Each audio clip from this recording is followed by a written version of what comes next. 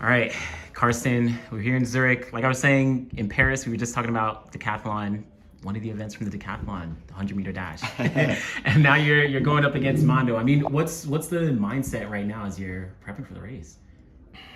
So my mindset is to try and control the things I know that I can control. I think also for the 100 meters, don't think that much, it's just going out there and measure our speed. It's a good old-fashioned pissing contest, who can win this, and to me it's very easy. I'm just going to go out there and use my strengths.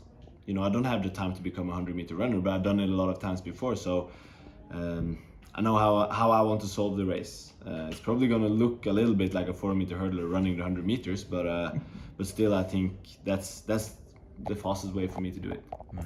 And I mean, was there a point where it was a joke that it started as, and now it's like serious? Was there a point where it's like, hold on, like now nerves are starting to set in? I think when I got there to Zurich now, and I see all these posters, and we have the press conference where we're talking a lot of banter, and the table are starting to like close. It's like place your bets, and so I'm starting to feel it a little bit now, and it's a good thing. You want to feel like this is actually meaning something. That's the safest way to get a good result. Right.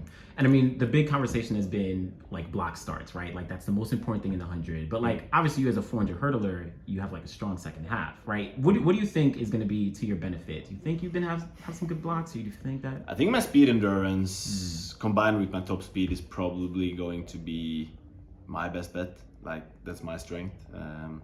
So I'm not going to be too stressed if I'm a little bit behind at 50-60 meters. I know that I can finish quite fast on 100 meters, but still I want to do a good start as well. I know that if I hit the sweet spot, I can do a good start.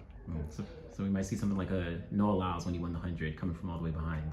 There'd be a chance, yeah. There'd be a chance that could also happen. 100 meter is further than one thinks, because it's a sprint, but still you go all in for 100 meters. When you do like the 400 meters, you're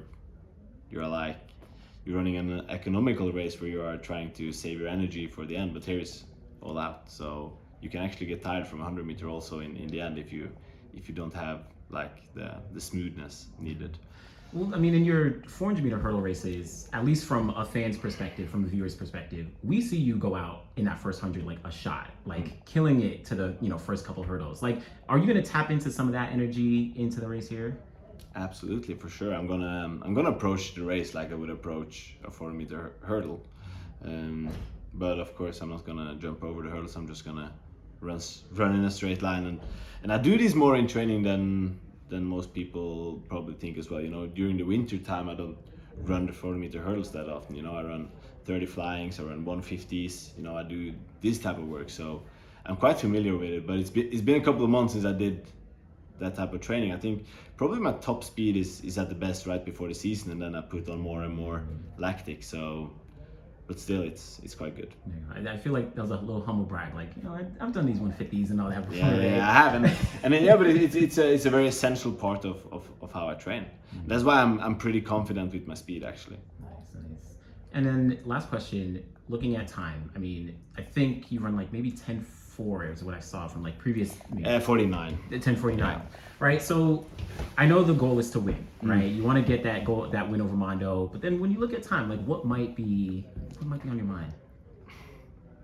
I'm hoping that I can see at least 10.3 something. That would be very nice. I know that also if I really do it, I can go even faster, but you get one shot, you get one try, and I think 10.3 would be good. Yeah. You think that would be enough to win? Yeah, I do. Actually, I do. There you go. Appreciate you, Karsten.